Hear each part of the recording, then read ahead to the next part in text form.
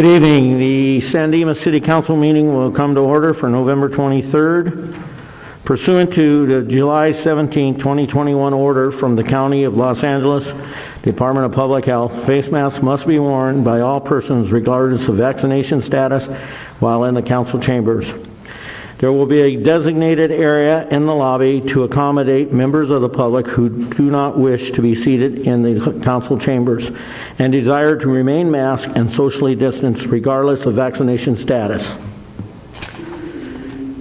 Temporary accommodations due to COVID. As a standing accommodation to ensure participation of those with sensitive and other risk conditions, the city will offer a nearby alternate location where individuals who desire to participate at the council meeting and would desire to wear masks, maintain 6 feet and social distancing, and ensure that those around them are also similarly protected regardless of vaccination status may watch the meeting. Such individuals will be allowed to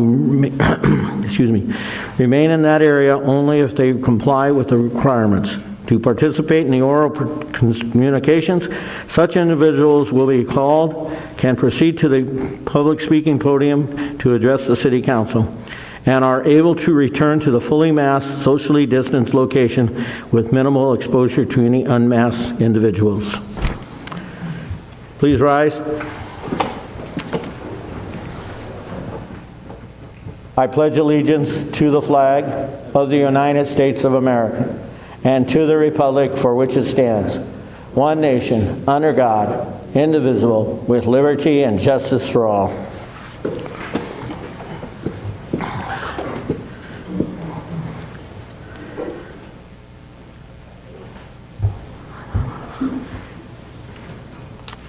The city clerk will read the roll as Councilman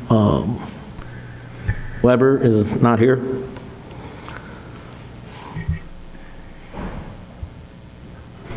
Councilmember Bertone. Here.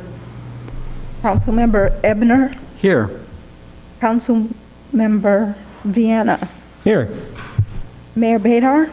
Here. Record will reflect 4 council members are in attendance. Councilmember Weber is absent. Oral communications. Members of the audience are invited to address the City Council on any item on this agenda or not on this agenda. Public comments will not be taken during each individual agenda item except for public hearing items. Comments on the public hearing items will be heard when that item is scheduled for discussion. Under the provisions of the Brown Act, the legislative body is prohibited from engaging in discussion or any item not appearing on a posted agenda. However, your concerns may be referred to the staff or set for discussion at a later date. Each speaker will be allowed 3 minutes. Madam Clerk, do we have any speaker cards? First speaker is Betty Jean Lamb on election districts. So, Public hearing? yes. Public hearing. We have 2 speaker cards that are on the subject matter of the election, so those will be at public hearings. Okay, do we have any others? No. Is there anyone wishing to speak to the council at this time?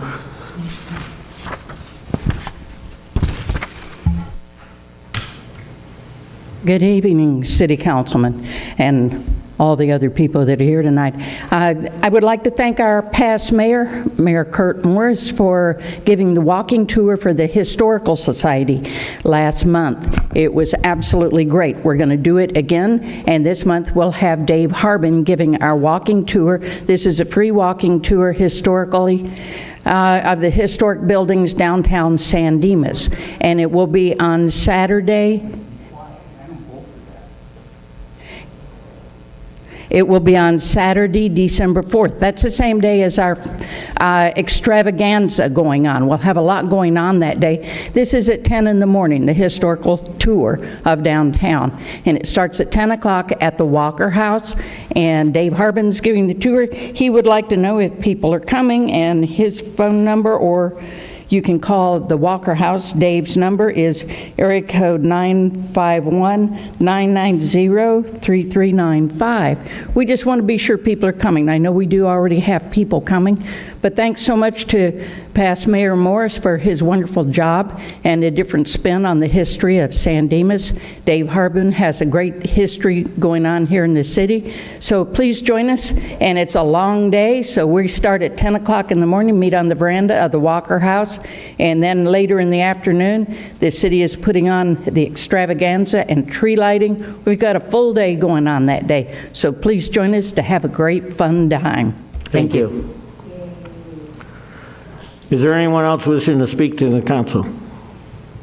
Happy Thanksgiving to you all. My name is Gil Gonzalez. I live at 2193 Terrebonne Avenue in San Dimas, right north of the golf course. The last time I was here, the captain told me to be quiet. This ain't no 5th grade or kindergarten, okay? Don't tell me to be quiet. It's a free country. I can say what I want. I'm not causing any disturbance here, okay? And Mr. Olander tells me to sit down. And you think I'm nuts, okay? Fine. I would not vote for any incumbent.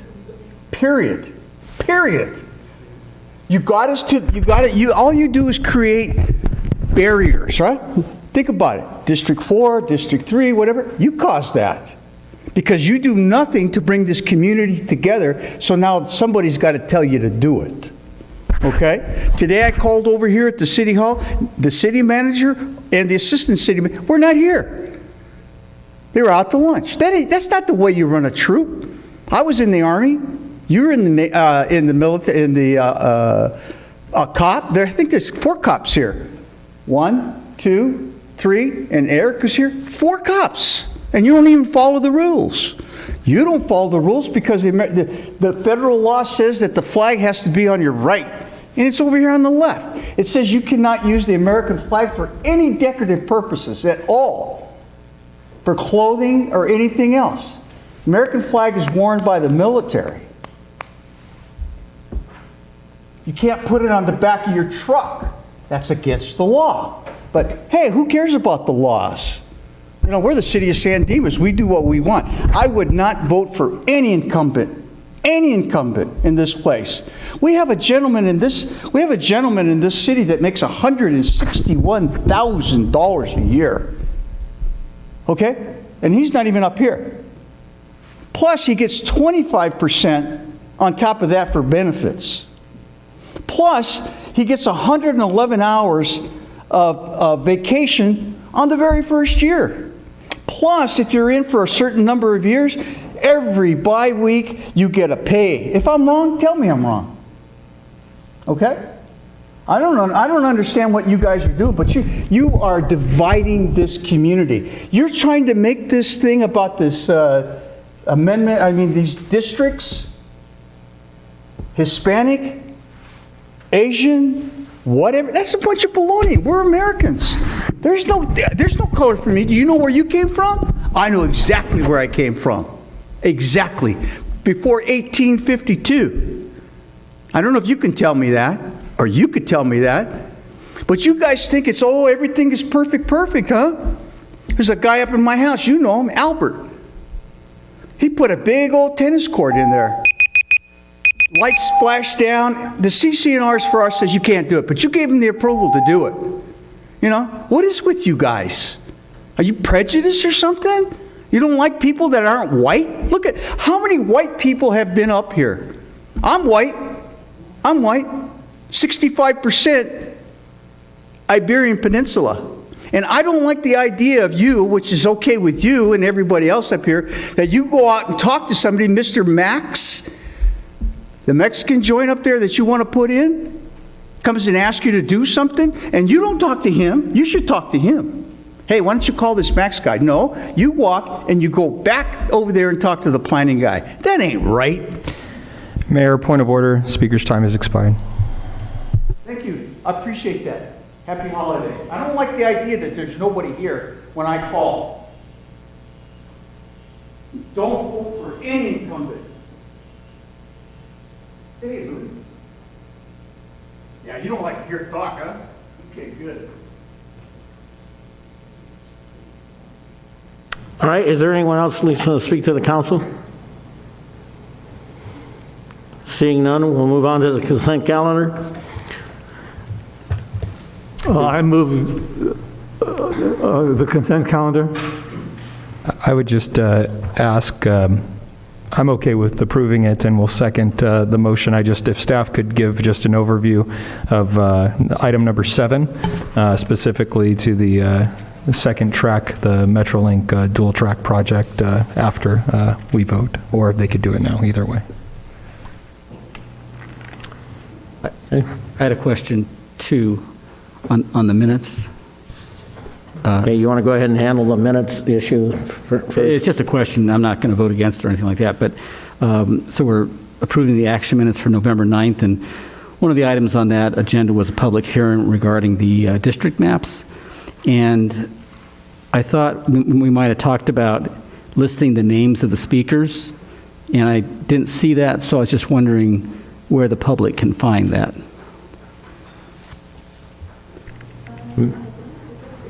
Madam Clerk?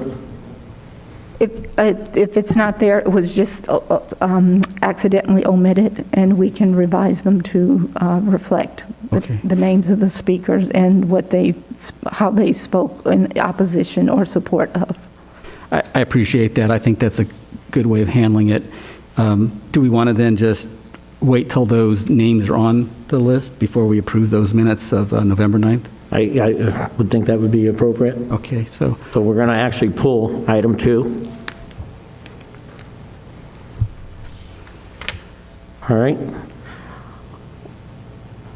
Okay, so we're going to approve the consent calendar, omitting number 7 until we have a staff report. Do you want to go ahead and do the staff report now?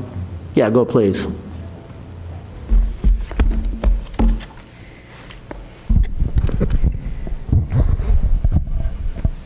Good evening, Mr. Mayor, members of the City Council. The item before you tonight is a request to authorize the city manager to enter into a reimbursement agreement with the Los Angeles County Metropolitan Transportation Authority, or Metro. This agreement is for the city review of a double track project that involves the Metrolink. This is the track that is south of Arrow, and it's an existing service for the Metrolink lines.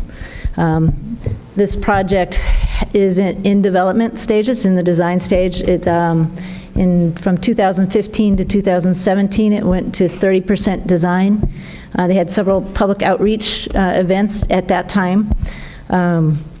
So at this time, the project's moving forward to final design. It has funding for final design, but does not have funding for construction. Although the Metro is hoping to have funding in order to complete the track by 2026, I believe is where they want to complete the tracks. Staff was going to bring this back to council for an update probably in January, depending on council's schedule, to discuss some of the, some of the items of concern to council before. There's a lot of noise issues with the Metrolink train, and that was of concern to council at during the last review process. Other than that, the agreement is to allow the city manager to enter into an agreement with the LA County Metropolitan Transportation Authority to reimburse city staff time spent on review of the project. And the project is actually adding a second train track north of the existing track from Lone Hill all the way to White. There are 5 crossings impacted in the city of San Dimas for this project. Sherry, just the reason I asked for that is I know a lot of the folks that are impacted by that who have been very vocal, waiting to see what happened with this. Do we know if the noise mitigation efforts were included? Did they further evaluate that as we're moving forward, or is that something we'll be looking at? That is something we will be looking at. I did have a meeting with Metro on Monday and expressed dissatisfaction with the review of the noise and vibration study. So that is something that we will be addressing again in bringing forward to you in January. Thank you.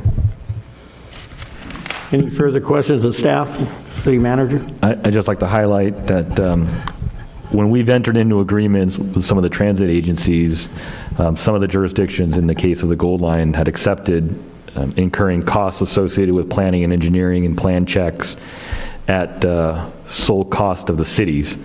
What I want to highlight here is staff was successful that while there's a not to exceed amount of the dollar amount specified in the agenda, there's additional language in the agreement that specifies that no work, the city shall conduct no further work once that dollar amount is reached, and that there's an authorization to amend the agreement to increase the dollar amount if there's more work to be done, so that the city fully cost recovers the cost of performing those services, which is different than what we had in previous agreements with the Metro Gold Line.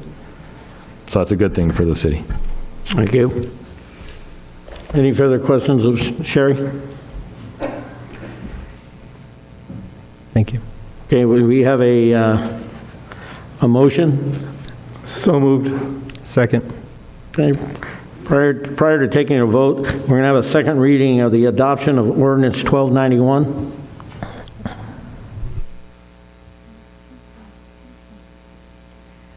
Ordinance 1291, an ordinance of the City Council of the City of San Dimas, California, replacing Chapter 8.12 to Title 8, Health and Sanitation of the San Dimas Municipal Code, entitled Specific Regulations for Organic Waste Disposal Reduction, Recycling, and Solid Waste Collection and Recycling Programs, to enact regulations in compliance with Senate Bill 1383 for the implementation of food and organics recycling and related solid waste and recycling processing and reporting. Adoption of an exemption from the California Environmental Quality Act. Introduced November 9th, 2021. Okay, all in favor of consent calendar? Aye. Opposed? Hearing none? Do we need to do the roll call? Not for the consent. not for that. That's why we did the roll call at the beginning. Okay, got it. Okay. All right, we have a public hearing regarding the city council district maps and elections sequencing for the district-based election system. Adoption of ordinance number 1292, establishing a district-based system of elections for the members of the city council, including adoption of map 131. I'm going to open up the public hearing. Anyone wishing to speak to the council, please come to the podium. Betty Jean Lamb. NDC states one of our primary goals when drawing city council districts is to draw lines that respect neighborhoods, history, and geographical elements. We're looking forward to your participation. Yet on November 15th, Mr. Viana said, "I don't care about keeping local neighborhoods together and mix them to increase diversity." Most of the public submissions, including those from people of color, were blown off. Amanda Lee said she didn't draw a map because council does what they want. Few residents wrote neighborhood stories. Villa Verde residents, myself included, requested to be kept with pudding stone. We weren't. Substantial feedback has not been provided to communities of color and their representatives. The process has not been transparent. Participation was not robust enough for a true picture of communities to emerge, to draw districts that reflect the needs of diverse constituents and provide fair and equitable representation. My written and verbal comments were ignored. Emails I sent the consultant bounced. I request that Sorrento Casa be kept in District 3. It wasn't.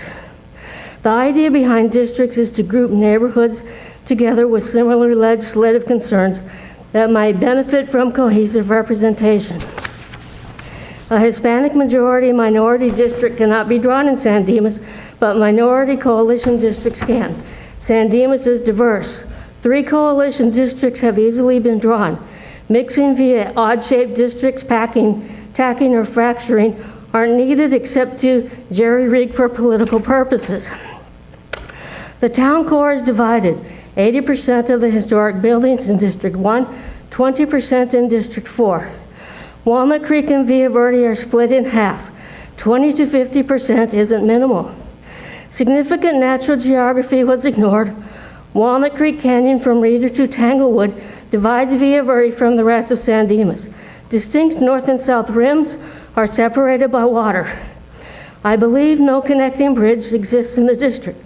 I have to drive around Robin Hood's barn to get there, past Pudding Stone, and travel through District 2, or go via Covina and the county. Special rules apply for areas separated by water, so the north and south rims are not contiguous. The north rim also shouldn't be split and combined with the south when there is a more apt intact choice. California Elections Code 21601, C1, 2, and 3. And to get from west to east in District 2 requires travel through District 1. The map avoids a runoff election between the two incumbents from Old Town, but doesn't meet primary state criteria.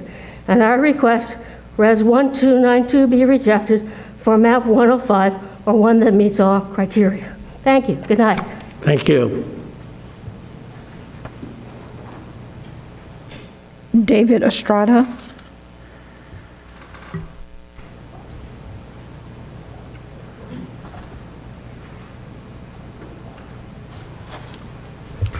Mr. Mayor, members of the council, so I'm here to encourage you to move forward, adopt map 131, go forward with the ordinance 1292. We're almost done. We're almost there, and I'm encouraging you to just move forward and do it. I do want to say a couple things, though. That it was clear to me from the very beginning that none of you wanted to do this exercise of creating districts. But to me, from the moment that you made the commitment to move forward, you were all in. I was worried that you might change your mind. So we watched carefully what you did and took very close measure of what you said. It became clear that you were indeed committed to the process and to the outcome. It became clear, however, that once you decided to adopt districts, your commitment was indeed sincere. So I'm happy to support what you've done and tell everyone that map 131 represents my input. It represents the process that you went through and the input of everybody who came before you. Map 131 is not pretty, right? It's not the map that I wanted, but it certainly reflects the input that so many people put into this. The council has listened to the voters. You have come to these public hearings and voiced their opinions. They have spent considerable time considering the 38 maps that were submitted and the testimony that so many shared with you. Your deliberations were taking place in public and on the record. I got particular enjoyment. I got a kick out of hearing Ryan describe how he set out those maps in his living room and spent so much time going over them, because he did very much the same as many of us did. It was hard work. John Ebner brought in his computer printout. It was exhausting, but it was very thorough, and I thank you for doing that.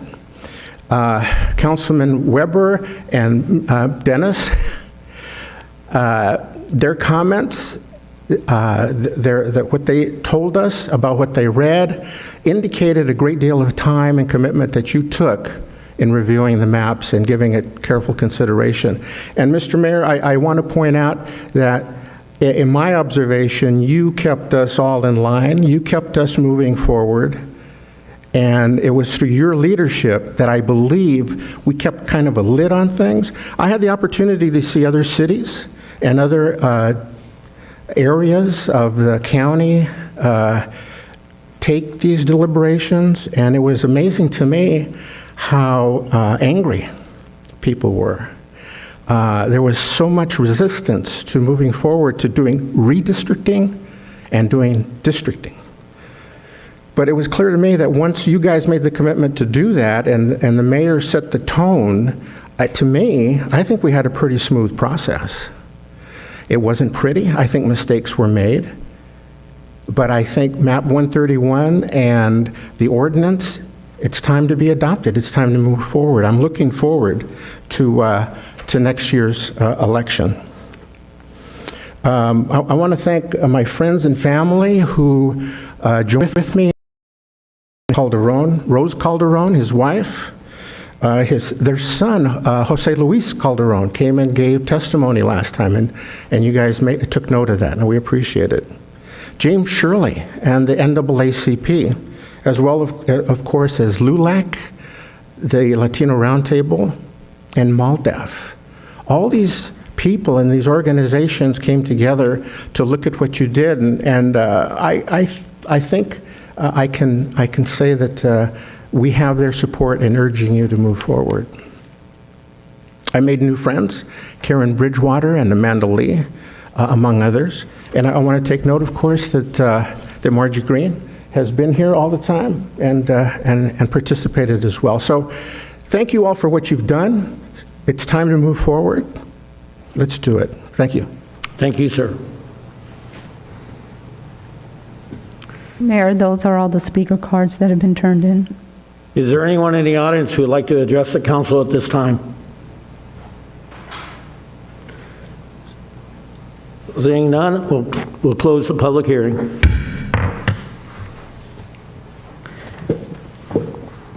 Okay, any questions from the council to the staff? I have no questions. Is there a motion to be read by title and introduce ordinance 1292? So moved. Second. Just to make a technical correction, Mayor, it's to read by title and adopt the ordinance 1292. Sorry. Okay. Madam Clerk? Ordinance 1292, an ordinance of the City Council of the City of San Dimas, California, amending Chapter 2.04 of the San Dimas Municipal Code to establish a district-based system of elections for members of the City Council.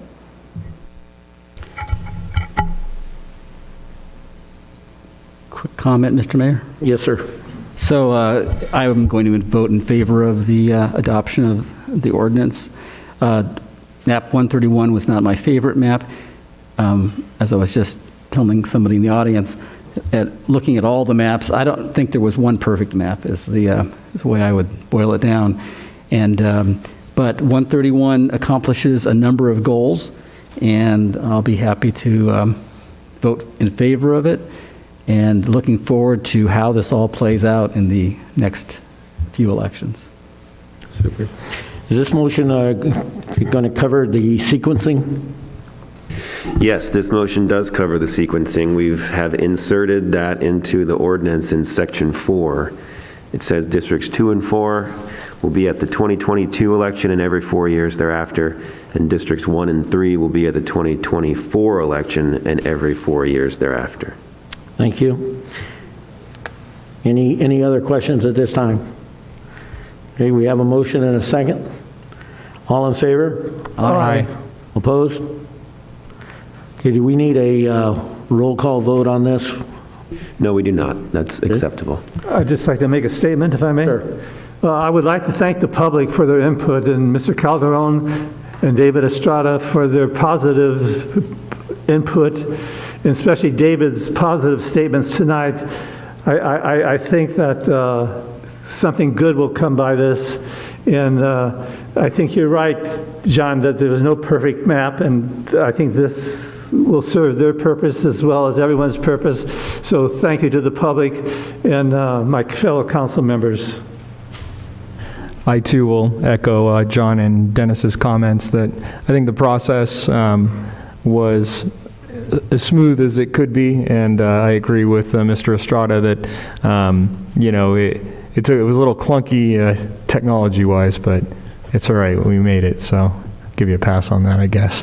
But needless to say, the input from the public was good. The participation was good. What was more interesting is just how many people view their different perceptions of community in town. And so I think it's important that all while we voted on districts and we've established this, and I look forward to what I hope that yields for the elections for the representatives on the council, it is important that people remember that we are one city, we are one town, and as Mr. Gonzalez pointed out earlier, we should all remember that we all live in the same wonderful city, same healthy city, and same diverse city. So I hope nobody looks at what's been done here and thinks it really seeks to divide. I think that misses the point of what we've done here, and hopefully it'll bring more representation that is more inclusive to the community. And so I look forward to that. Thank you. Super John, anything else? No, I think, yeah, I totally agree and appreciate the statements from the speakers. And as Ryan says, it is one city. We're all working for the best we can be. And I think the districts, well, it's going to be new to us, but they do achieve some goals. And I think, as I was mentioning last time, it's good to look forward into the future and what this will bring about. And looking for representative, let's call it representatives here on the city council, representative of the community. I'd just like to add that I hope you guys will all support a lot more trees in my district coming up here, because I have a lot of trees in that area. So thank you. Always get my support for trees, Ryan. Just let's take a walk and point out the spots. I'm embracing this. You know, I have a few things I could say, but I think it'd all be repetitious. I think as we went through this process, I believe that everyone who was involved did a great job of communicating, and that's really where we're at. The communications portion. We are, and I think we all know it, and I think the community knows, we are one community. We can split up in 4 different ways, but nothing can happen without the councils and the community coming together. This is, as Mr. Estrada said, this was not the choice of the council at that point, because nobody really understood it. But once we started understanding, and that was with the benefit of the staff and all the community come together, I believe that we are, with the adoption of this ordinance tonight, we are the first step of many, many steps to come. The community we all know, is great. We wouldn't live here. And I believe that we may be the representation of the community, but you are the people we represent, and you control us. You tell us what you want, and if we do the best we can do. Nobody in this community wants to see any type of defeat. All we want to see is positive, and we got a great staff. Just look around. There's 70 people that work for this city, and they work very diligently to keep it clean, keep it repaired, the streets and everything like that. But this is a new world and new order. So I'm hoping that I don't see what some people are worried about. Well, District 1 is going to get something more than District 2, or District 3 is going to get something less than District 5. Whatever it is, we're all one community. And I think as we stepped down 2 weeks ago, one of my fellow councilmen said, I am going to continue to represent the entire city, and I believe that's what we need to do. And once again, thank you, and we'll go forward, and we'll move on to a discussion on in consideration to initiate municipal code amend Chapter 1024 Vehicle and Traffic Code Parking, and Chapter 18.156 Vehicle Parking and Storage of San Dimas Municipal Code to reduce the number of days RVs may be parked overnight in the public right-of-way from up to 24 days a month to a lower number. And we'll have a staff report from Ken, please. Good evening, Mayor and council members. So as you just stated, we're here looking for consideration to initiate a municipal code text amendment to amend the 2 chapters you just referenced. Just a little bit of background. What we're looking at is RV storage in the city. We first regulated RV storage in 1973. That ordinance regulated that RVs must be parked in an interior side yard behind the front of the residence, must be parked on concrete, and must not block access to a garage. That was the law of the city until 2009, when the city revisited the RV ordinance and made minor changes, consolidating sections that dealt with RVs into a single chapter of the code and allowing for temporary RV parking in the front yard. Those 2009 amendments are still in place today. The reason we're here is due to ongoing resident complaints and a recommendation from the community or the Quality of Life Task Force. They had concerns about the amount of time RVs were spending in the front yard and the current RV ordinance. During a meeting, they raised concerns that people were circumventing the intent of the code to park their RVs in a public right-of-way, and wanted us to revisit the idea to see if there was a way of limiting the amount of time that RVs were spent in the front yard. So we are looking at mainly changing 2 chapters of the code. Section 1024.020 deals with the all-night parking permits for RVs. Currently, as set forth in that section, you can apply for a temporary RV permit up to a maximum of 3 days, but the amount of time you're really limited, or the amount of permits you can get in a year is not limited by that chapter. We would also be looking at amending the zoning code, section 18.156, mainly to clarify some language that is ambiguous and makes it harder for staff and code enforcement to regulate the parking of RVs. And again, once we've got those chapters open, we are looking to do a little bit of cleanup. There's just some language in both chapters that could use more structure so it's easier to enforce the code. So as a result of the task force discussion and ongoing community concerns with RV ordinance, staff is requesting that the City Council initiate a municipal code text amendment to amend those 2 chapters of the San Dimas Municipal Code. We're mainly looking at the amount of time that an RV can be spent on the street and the fees. So that concludes our presentation, and we're open for any questions. Questions? I don't have any questions, but I think this is long overdue, and I certainly support that we look into this. And this came about because it's not someone with a recreational RV, it's someone who had a business that was parking their long trailer in front of his house all the time. And as I said, it wasn't for recreation, it was his business. It was, still is his business. So I certainly support the staff looking into this. Any other comments? I looked at this and I absolutely agree with Councilmember Bertone in terms of what we need to do with this. But I also have concerns, as I know folks who have their RVs and how this could impact them. So I'm supportive of a reduction of I think 14 days, which is half of 24, or I'm sorry, 12 days, which is half of 24. But I'm not supportive of increasing the fees. And this is to initiate the code amendment. We'll be having plenty of discussion as we go along, because I agree that the exact numbers, the exact fees and everything like that, we may or may not be able to, staff may or may not be able to hit the exact thing where we want to be. But I certainly approve cleaning it up, just as my fellow council members have said. We need a motion to direct staff to initiate. This would be a motion for him to...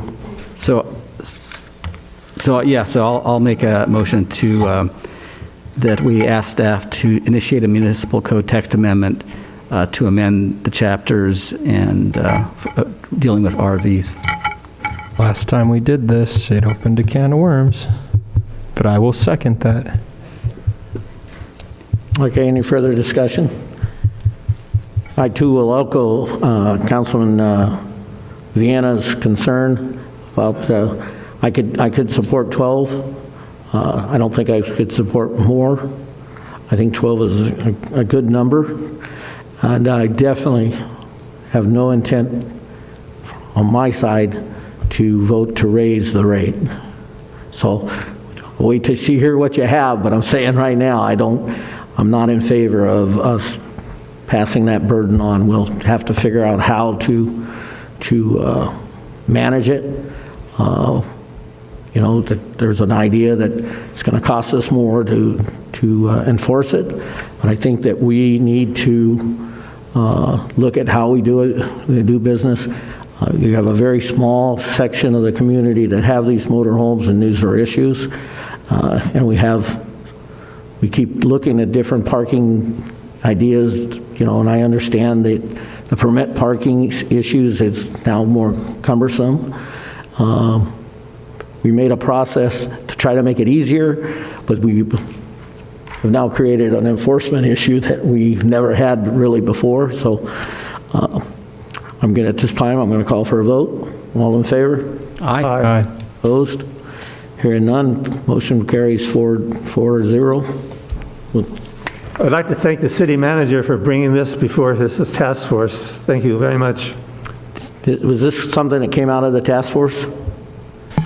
As we do in the Quality of Life Task Force, we discuss the topic and get pros and cons from the task force to be able to better inform staff when they make a recommendation to council. We don't ask them to make a decision. We would go to a commission if we were asking for some direction to advise the council. But here, yes, it was a very beneficial discussion that helped frame the conversation. Super. I hear good things about the Quality of Life Task Force. Someday I might find out who's actually on it. Might be a good idea to let the council know that, please. Yes, we should be we're transitioning to a new website on Monday, the 29th of November, and the hope is to have a page for the Quality of Life Task Force, so those names would be there. Thank you.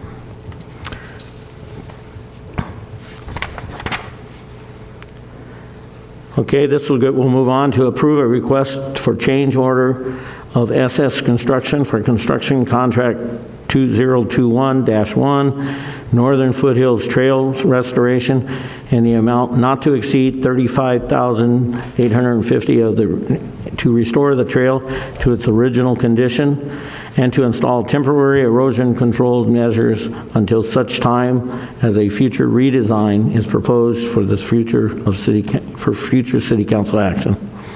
Sherry Garwick. Good evening, Mr. Mayor, members of the City Council. Again, I'm Sherry Garwick, Director of Public Works.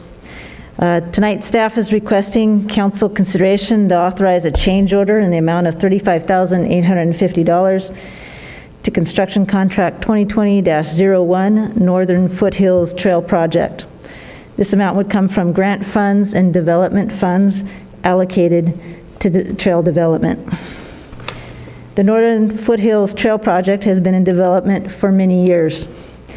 In 2011, the city approved a subdivision in the northwest corner of the city, now known as Brasada, and required as part of that condition of approval the developer to provide up to $180,000 of funding for trail construction, along with the requirement for Brasada to dedicate land for trail purposes.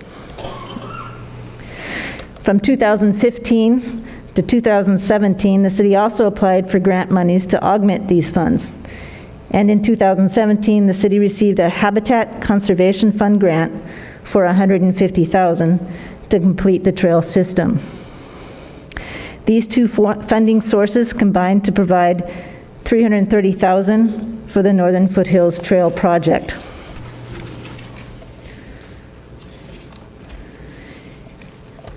In 2021, the city competitively bid the project.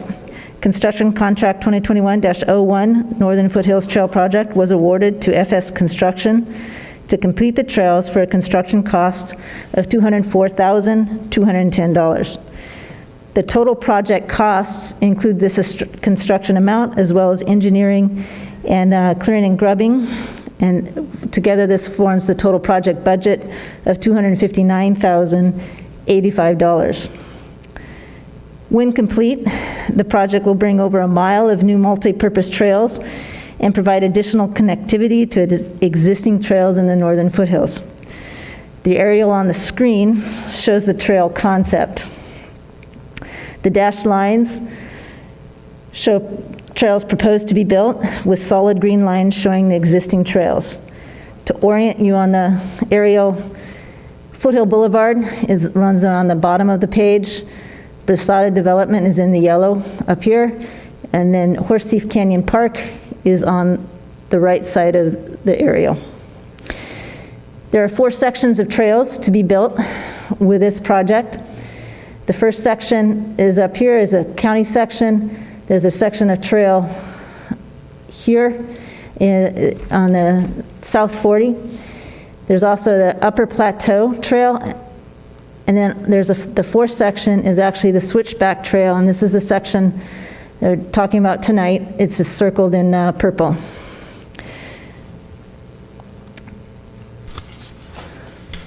So of the 4 sections of trails that were to be built with a cash contract 2021-01, 3 sections have been completed successfully.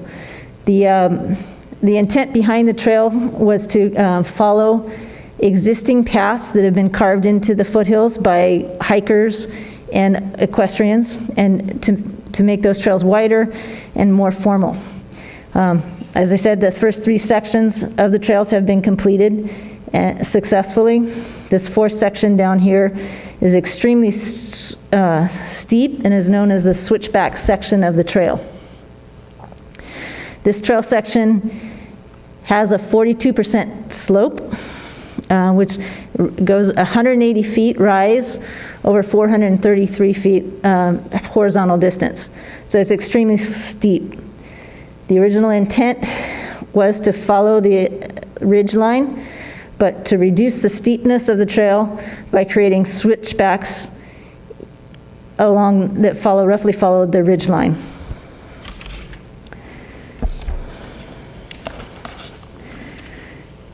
This, as I said, the switchback section has been problematic. Staff halted the construction of this section after this, during the rough grade process.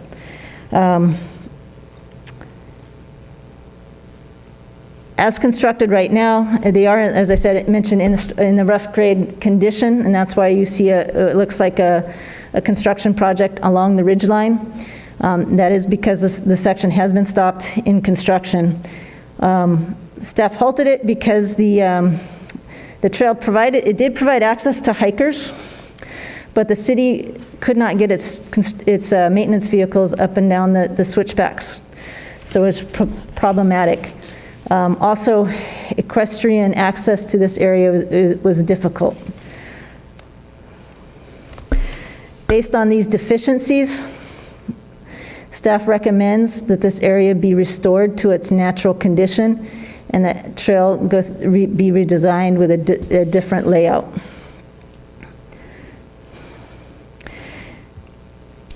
The cost of restoration is approximately $35,850, which includes not just restoring the graded switchbacks to their pre-construction condition, but it also includes installing a biodegradable, natural and flexible netting material, or what's called jute netting, and fiber rolls that will protect the area from erosion and allow natural vegetation to grow back, so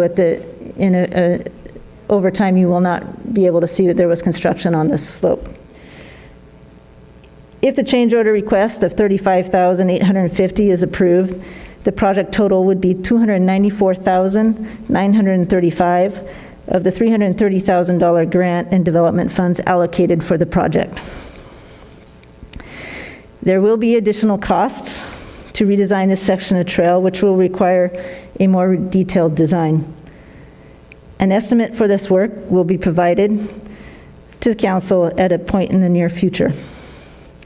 However, staff believes it is important to move forward with the restoration due to the onset of the winter season and the potential for erosion. This concludes my report, pending questions from council. Any questions? Hearing none? Well, Right, I guess. well, are we going to have comments? Comments also? Yeah. So, I guess the city council and staff, everybody, we have to take responsibility for approving the map or the layout or, the course of the trail there, because we did see this overhead. And I remember being told there were the switchbacks and all that. I had no clue that it was going to look so terrible when they were starting to work on it. And, that's my fault for not going up there and hiking it and making sure that it was what it should be. But just the idea of grading and widening an area that's on a ridge or whatever you call that, that's coming down there. I know it was a natural thing that people would go on, but because it was natural, it was not really very noticeable. And it was actually a little dangerous when you get right down to it, that part of it. But, gosh, we should have known or something, because it just was, what a scar, what a bad looking thing it is up in the foothills right now. So in addition to making it, passable for city maintenance vehicles, easier to hike, ride, or whatever you're going to do, the design that we're looking at, and I understand there's going to be a lot of analysis of it, and I'm glad of that, because it has to fit in with the aesthetics of the hillsides there.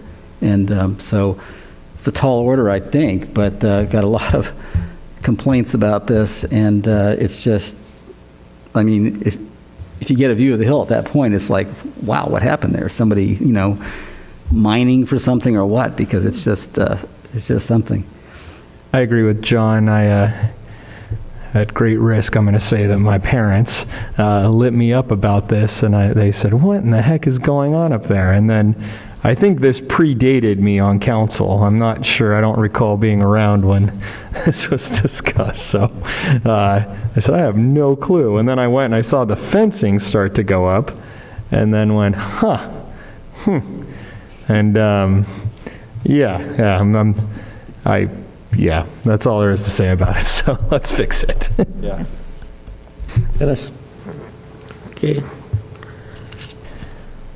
All right, do I have a motion to do the, approve the change order? $35,850? Yep, so moved. Second. Any further discussion? All in favor? Aye. Opposed? Motion carries 4-0. At this time, we'll move into a second round of oral communications. Members of the audience, speakers are limited to 3 minutes or may be determined by the chair. And this is on any issue that you wish to talk about. Seeing none, we'll move on to staff and city council reports. City manager. Thank you, Mr. Mayor. A number of Gold Line updates. First, we'll start off with the San Dimas Avenue crossing between Bonita and Commercial. This crossing is slated to be closed December 6th and remain closed until June 6th of next year, so an approximate 6-month time period. There was a flyer that's been posted on our social media page and our website, and flyer that's out there by the Gold Line about this project starting. Changeable message signs will be installed on San Dimas Avenue. The closure date is necessary to shift the freight line tracks, and working hours are approximately between 7 and 8 p.m. as allowed through our cooperative agreement with the Gold Line. Some overnight work may be required and is allowed under that agreement, but we've stressed about minimizing the impacts to our residents in terms of the times that they're working. On San Dimas Avenue, San Dimas Canyon Road, just immediately north of Arrow Highway. The crossing closed on November 12th and will reopen December 3rd of this year. But there will be another long-term closure during the summer of 2022. Those are two of the new items for us. Walnut Avenue crossing between Bonita and Arrow Highway. The crossing is now open, but still has some ongoing work. The road is base paved to allow traffic, but the Gold Line will have to close this crossing at a later date to install a median, aisle, and then the final paving. The second closure will likely occur next summer and is expected to take approximately 2 weeks. At Lone Hill Avenue, south of Auto Center Drive in Glendora, although this is in Glendora, the detour will impact and has been impacting Allen Avenue and San Dimas Avenue and Gladstone. Lone Hill Avenue will have daily lane closures through the summer of 2020, and there will be periodic closures at night that would require a full closure of the street, thereby causing the bypasses to be through our city south of that. Lastly, Bonita Avenue and Cataract crossing. The crossing will remain in the current configuration until June of next year. Bonita Avenue is open to both the east and west traffic, and then Cataract Avenue is closed north and south of Bonita, with the bridge abutments are starting to go vertical now in that location. Lastly, I had made reference to our website. If the council remembers, several months ago, we came forth to the council for an allocation, a budget modification to transition to a new website provider. This was necessitated by a notification we received from our existing website provider saying they're going out of business, and it's a hard stop of December 31st of this current year. So clearly, by the time we got the notice, transitioning to a new website in a short period of time is very challenging and difficult. And so you can't expect to go through the far robust analysis of the kind of vendors and the kind of website and all the changes you want to do. And so we moved forward with a transition we're moving forward with a transition to a new website, and then starting to build off of that with what is seen to be an easier platform for staff to use. And one of my directions has been, I want more people being able to modify our website so that when changes are necessary, you're not relying on a very small number of individuals, that you can make changes all the way from the city manager on down for folks that are authorized to do so. And we anticipate going live Monday, the next Monday, right, John? Next Monday on our new website, so the public and the council will see a change in the website. I just caution that with any change in a website, while change can be good and bad, change is very rarely super smooth. And so sometimes it's a little more challenging to find information because it's not existing in the exact same spot as it was in the previous website. And so there will be some learning that is entailed with this new site. With that, I will turn it back to you, Mr. Mayor. Thank you. Thank you. Any questions of the city manager? City attorney? No reports tonight, Mayor. Members of the city council, council members' reports on meetings attended at the expense of the local agency. Seeing none, city council requests for future items, comments, and updates. Dennis? Well, first of all, I'd like to wish everyone a happy and healthy Thanksgiving. And the main thing is to stay healthy and come back to work or come back to play just as well as we've started. The other thing I have to say is on the Gold Line, last Tuesday, Council Member Ebner and I had the opportunity to meet with Gold Line staff and Assemblyman Chris Holden, and to go over the construction of the Gold Line in the city of San Dimas. We met at the bridge of Cataract in Bonita, and at that time I was able to talk to the staff of the Gold Line, not necessarily to the Assemblyman, about how the city supports the Gold Line, but we're anxious to make sure that the residents are not adversely affected by it, especially with the parking facility. One of the most interesting things that the Assemblyman stated was that they were going to try to get money out of the state to complete the project from Pomona to Montclair, because it's stopping right now in Pomona. And with that, again, everyone have a happy Thanksgiving. Thank you. Thank you. Ryan? Thank you, Mayor. First, I'd like to I was informed that our city clerk, Deborah Black, has earned the designation of Master Municipal Clerk. And so I wanted to congratulate you and thank you for all your work. And your pursuit of continuing to improve the position and all you do for us, because I know sometimes, we ask for a lot of things, and it can be a challenge, I can only imagine, but you've stayed dedicated, and even in our conversations outside of here, I know that you're committed to the community and to the city and that you care, and so I'm very proud of you, and thank you. For those that don't know, the sheriff's station here in San Dimas, I think on the 10th, participated in the law enforcement torch run benefiting the Special Olympics to raise awareness for those who have intellectual disabilities. These athletes are incredible, and the cause of Special Olympics is incredible. I know some families here in the community who are very supportive of this cause, and these folks are members of our community. So I hope everyone takes a moment to check out the Sheriff's Department's page at San Dimas Station, see some of the photos, and check out the good deputies that we have here that are supportive of our community, which I think is pretty awesome.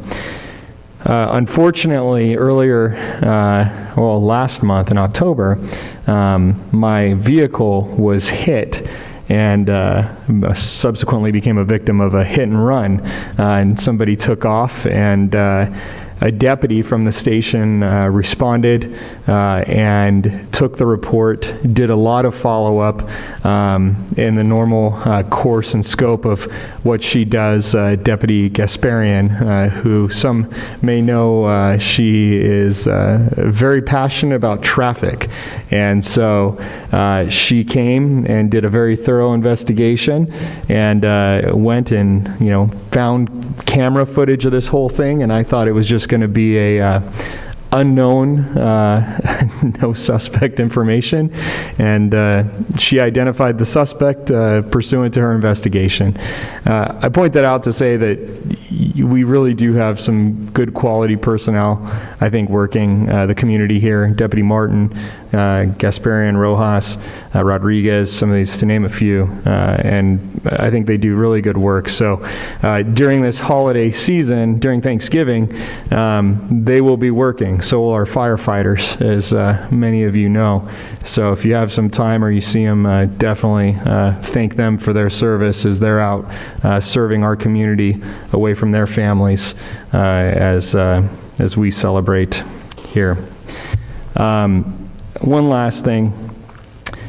Hopefully we get out of here by 8:30. I'm beginning to think it's Eric, because since Eric's gotten on here, it's been 11, so yeah. The Sheriff's Department, as you may have seen, ABC7 last night did a special about crime and what's going on with petty theft throughout the county, and just brazen burglaries and robberies. The Sheriff's Department released statistics, the sheriff did about a day ago, for the time period of 2019 to 2021, October 31st. For those 2 years, homicides up 74.81%, all aggravated assaults involving a firearm 73.26%, unlawful shootings up 73.5%, motor vehicle theft up 57.52%. This is throughout all of Los Angeles County. ABC7 did a little clip yesterday asking a lot of questions regarding that. And so if for those that are interested and have been following along on what's going on with crime in the communities, reflect back at Assembly Bill 109, look back at Prop 47, Prop 57, just take a glance at those and start reflecting on those changes, and then compound that with the district attorney and his special directives. And it just really makes things complicated. And this is going on throughout the state, but we also have some issues here in Los Angeles. So for those that are interested in it, take some time to research those bills. You can talk to your state legislators. The city council here, I know, expressed letters of concern for some of those propositions, I think at one point or the other, but needless to say, public safety is important, and I do think this community has done its part to try and keep the community safe. So, all that being said, remember to keep the main thing, and enjoy your Thanksgiving and count your blessings. And I appreciate and am thankful for the opportunity to serve. I think the districting, albeit historic, definitely is something that will change our community, hopefully for the better in the future. And I look forward to that. Have a good week. Super. John? Okay, let's see, a couple things. I was wondering if at our next meeting, I'm not sure how heavy the agenda is, but I'd like to have a discussion or a report or an update on what's happening in the wake of SB 9 and 10 being passed and some activity that's going on to possibly put a ballot measure on the November ballot. But just an update on that, and I'd be happy to make the report myself, but maybe Chris, you and I can discuss, but I'd just like to get it on the agenda as an actual thing in case we want to take any action or provide direction at that particular meeting. I'm supportive of that, yeah. Okay, so it should be pretty brief. I'm not sure what else is, I know there's some other things on the agenda, but let's see. Secondly, as Dennis mentioned, we went and took a tour of the Gold Line construction, and the construction manager or supervisor was giving us a tour. And it might surprise people to know that as he pointed out, the abutments, part of what they do to get those abutments to get straight and everything is they use several dead men. And I'll just leave it at that. You can look up dead men as it relates to construction. But they do. But they don't leave them buried.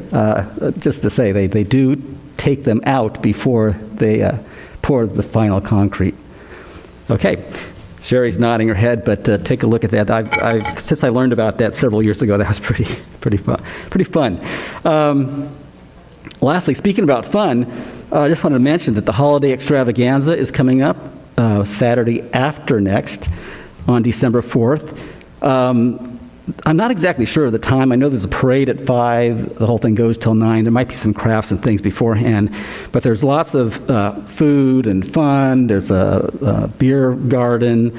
There's blow-up things, sledding down a snowy hill, all sorts of things. And I know our recreation manager, Jay, has been working on it with staff a lot. And at a recent meeting, he told us a lot about it, but he said there's some things he just can't talk about. So there may be something. So I'm going to have to go out there myself to see what these surprises are all about. But of course, the Christmas tree lighting is at 6, and it should be a fun time for all. There's more information on the website, and that's Saturday, December 4th, and it's always a fun time. Lastly, just as everybody else has said, happy Thanksgiving, count your blessings, and if you're into this kind of thing, say a few prayers for those who are less fortunate.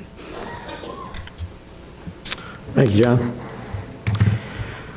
Just a couple of things, kind of just chime in on what Ryan had to say about our deputies and our fire department. The one thing I wanted to make sure that we all realize that what a great job they're doing, but we also here in San Dimas need to acknowledge that we have one of the most tremendous volunteer forces anywhere in the county. The volunteers on patrol, the volunteers organizations, everywhere you go, you got the horseback, the horse-mounted posse, you have the mountain rescue. We are a very fortunate community that we have those type of individuals supporting our law enforcement and our fire department services. So my thanks is to that group of people as well as to the deputies and the firemen. But I think that these volunteers, they do this volunteering. No money involved. Just they're there to support this community. So I think that when we see them standing there directing traffic, being out there at the extravaganza, helping with the traffic control and stuff, walk up, say, hey, thank you. I think they would appreciate it. This last weekend, I had the opportunity to go up and talk with our partners up at the Suchi Tucci Foundation. I attended a concert up there along with other community members. The foundation does lots of good things for us and in the entire world. And this was a opportunity for people to show what they do. And it was a good concert, and naturally, it's like anything else, it's a fundraiser. And they were raising money from people all over the world to support their activity. So I just want to say we got a good partner up there, down there in the Walnut Canyon or Walnut Creek area. And as you'll see them at almost every event we have here in the city, they're volunteering to be there. During the pandemic, they supplied us with masks and food and things like that for people that are seniors and everything. So I think that sometimes we just accept the fact that they're up there, but they're really a supportive organization. So I wish that a few of us, other people, had made it there. Okay, we talked about the extravaganza. One of the things that I wanted to note is the fact that although these events start in the later afternoon, you know, the parade and things like that, most of the community downtown's going to be, you know, doing things. The Walker House is going to have the home of the Historical Society. They're going to have their museums open. They're going to have I believe they're going to have Mrs. Claus sitting on the steps and doing things like that. I'm not 100% on the Mrs. Claus thing, but I think that's what I heard. And the people that run that work within our Historical Society, they have a lot of plans that are good things to do, and we're fortunate that our city staff has a good working relationship with the Historical Society, and I want to just say, hey, thank you. And second off, and the last thing I want to say is just a kind of we just came through a exercise here in the city of San Dimas with doing the maps. It took a lot of hard work from everybody in the community. The council was very involved in it. The community was very involved in it. And I just want to reiterate the fact that we all know we are one community. And I thank everybody that took place and talked about it. And I think Mr. Estrada's words actually come from many, many people. And he was the voice, but many people have said they realized what a task this was, and the city, the community stood up to the plate and hit a home run. And yes, you know, sometimes we had to slide in the first and get in a pickle between second and third and all these other things, but we got through it. And I want to thank everybody who worked at it. I know it was very difficult. All right. If I'll entertain a request for an adjournment. I'll request that. All right. Anybody else? Good night and happy Thanksgiving.